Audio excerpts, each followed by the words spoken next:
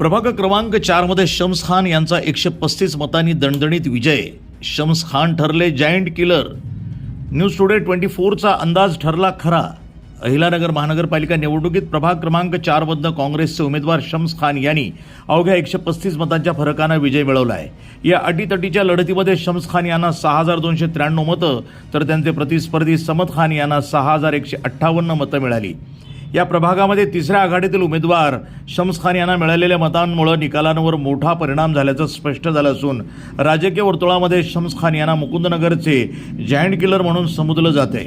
मतमोजणी दरम्यान चढउतार पाहायला मिळालं, मात्र अखेर शम्स खान यांनी आघाडी कायम राखत विजय मिळवला.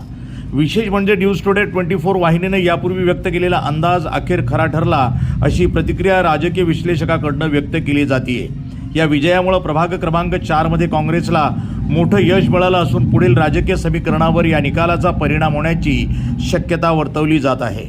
News today 24 Ahilyanagar.